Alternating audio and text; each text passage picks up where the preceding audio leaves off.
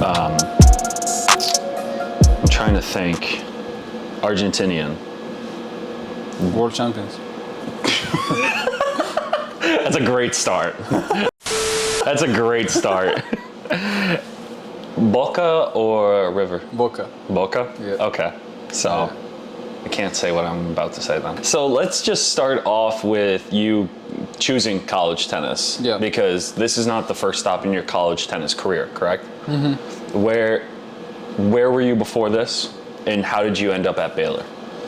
So I went to UCF first for 3 years. My path to college wasn't conventional, I would say. I wasn't planning on coming, honestly. Really? No, yeah, not at all. Like I was actually like not happy with coming to college. Wow. In Argentina, we have a perception of like college being like quitting tennis, which is not true. Like it depends on how you do it or how, what you choose to do. So like again, I had like a short process of choosing college, and then I ended up at UCF. Okay. For 3 years. Had a great time with some of my best friends that I ever made in the sport. Mm-hmm. And then I decided to come here after basically the whole team like broke apart, because they like some of them like transferred, some of them like went pro. Mm-hmm. So I decided to come here and restart. Okay. It's funny. I wouldn't say funny, but I've never heard that before. Why do you think that Argentinians, you're saying, why do you think they think going to college is quitting on your dream to be a pro? Well, I'm not sure, but I would say we probably are like, you know, like far from the US. Like we tend to play different tournaments. Mm-hmm. So like, I'm not sure why, but that perception is there. And like if you see it now, like I think we have like 4 or 5 Argentinian guys playing D1. Yeah. At least like in the top, like in top conferences, top teams. But we have like plenty of guys playing in the pro circuit. You know? Like some of the guys that are playing now are like 400, 500, 600. They could easily have come, you know, like for 1 year here and try out like what they thought. Okay. And then like if you see that maybe you're not improving or you wanna keep playing pro, then you can do it. Or maybe you do too good and you go pro. Wow. I don't know. No, that's interesting. I've never heard that before, and I feel like for a lot of people, a lot of the guys are international students coming to the U.S. to play college tennis. Yeah. Did you think college tennis helped your game, or did it kind of keep it at a level that you wanted to be at? No, I think it improved my game for sure, especially playing on hard. Like before coming here, I played like every tournament like in my life on clay. I got better on hard. I got better in doubles. Like it for sure like improved my game for sure. Yeah. For you too, I feel like when it comes to improvement, what's the biggest thing that you improved at UCF, and what's the biggest thing you've improved with at Baylor? You mean in terms of my game? Yeah, in terms of your game. I think at UCF I improved my serve a lot. Okay. The UCF coach did a great job with that. Like we used to, like he paid a lot of attention to the serve. And then here it will be tough to pick something, because I feel like since I came here I got way better than at everything. I would say so. Yeah. Oh, I love that. But mainly like paying attention to being like a team player, you know? Okay. I think like here, Coach Mike does a great job with that, and the rest of the staff too. But they also like do a really good job with the tennis part. Yeah.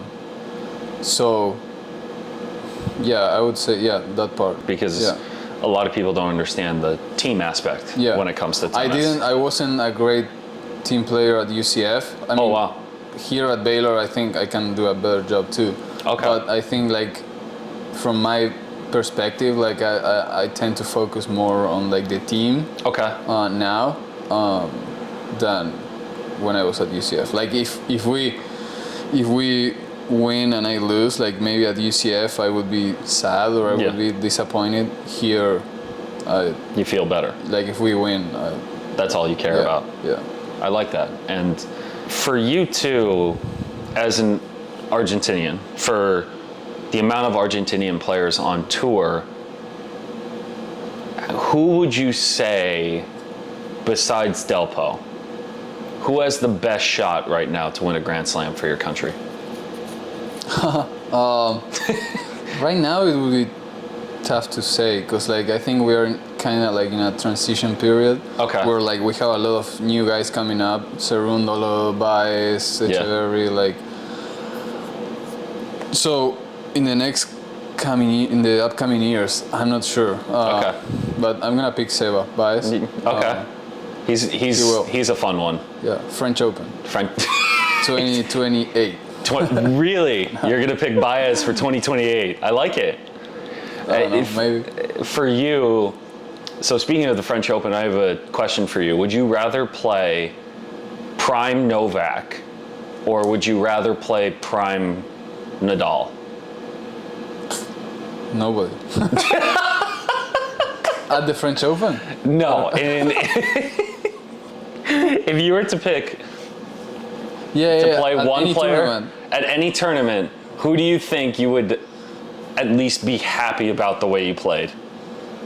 I mean, it's so tough to tell. I mean, probably Nadal. I mean, Djokovic, I think, is the best of all time. Like, oh, really? Yeah, for sure. I mean, he's gonna. I love Nadal. I'm a Nadal fan. Yeah. But I mean, it's gonna be tough to do.